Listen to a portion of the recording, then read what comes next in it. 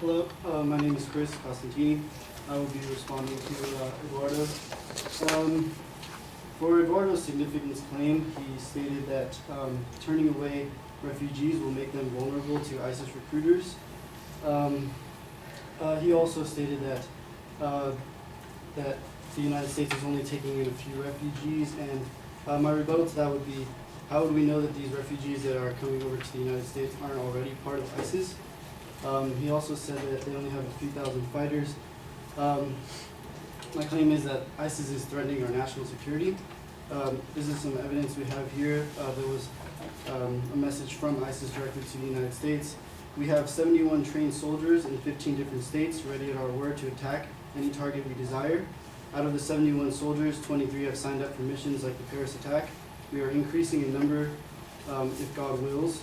Of this 15 states, we will name 5: Virginia, Maryland, Illinois, California, and Michigan. The next 6 months will be interesting.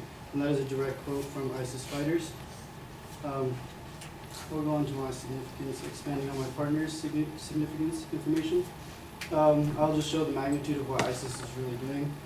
ISIS is an extremely large militant group. ISIS has shown remarkable military capability.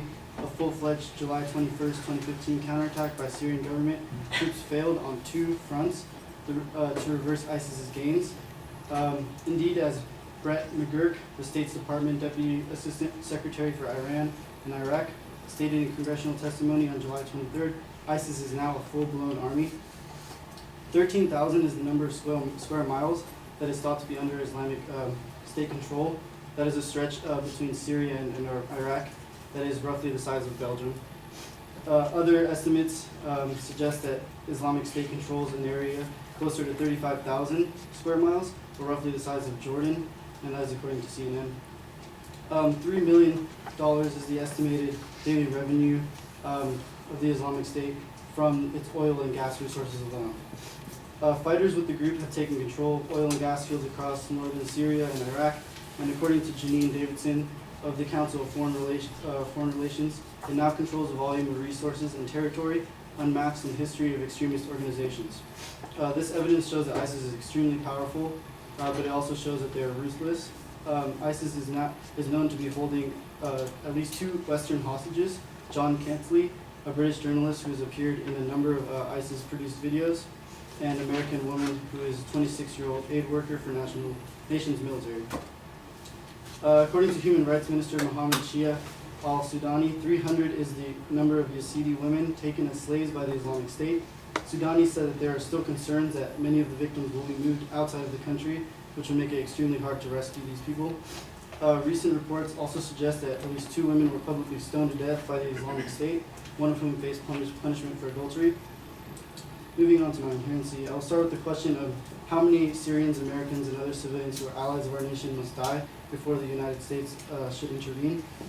In September of 2014, President Barack Obama stood before the American people and promised that expanding fight against the Islamic State, a vicious Sunni militant group known as ISIS or ISIL, that is terrorizing parts of Iraq and Syria, would not mean a commitment of American ground troops. A quote from him said, as I said before, these American forces will not have a combat mission, he said. Last August, President Obama joined British Prime Minister David Cameron, French President Nicolas Sarkozy, and German Chancellor Angela Merkel in demanding regime changes in Damascus. The United States has closed its embassy in Damascus, ending whatever diplomatic leverage that Washington maintained there. So the Arab League has also called for Assad to step down. Each new civilian death in Syria chips away at the credibility of those demands. The United States and other countries recommending Assad's overthrow have to back up their policies with concrete action. So ultimately, the Western powers have no choice but to intervene. Until outside forces compel them to stop, the Assads will continue to their murderous rampage, and they'll with utter impunity. Negotiations have failed, sanctions have failed, as Syrians activists are broadcasting on YouTube for all the world to see. The massacres combine unabated. President Obama has described the indiscriminate bombardment of the city of Homs as outrageous bloodshed, but it is much more. The Assads are carrying out a virtual genocide. Onto my solvency. The claim is to join forces with allies of our nation to lead an international coalition to fight against jihadis who rampaged across northern Iraq or from Syria this year. Our objective is clear. We will degrade and ultimately destroy ISIS through a comprehensive and sustained counterterrorism strategy.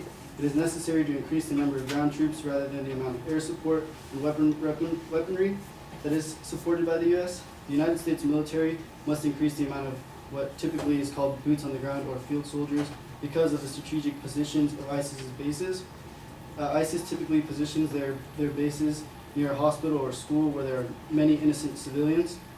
This prevents U.S. military and allies from performing airstrikes. A series of useful steps could include reaching out to Syrian dissident groups, such as Syrian National Council as legitimate representatives of Syrian people, with a view towards securing international recognition, establishing a policy with the United States military, demonstrating our strength, and aiding rebel forces with key capabilities such as air support, intelligence, and special operations forces, which were used in great effectiveness to support anti-Taliban fighters during the operation during freedom in Afghanistan.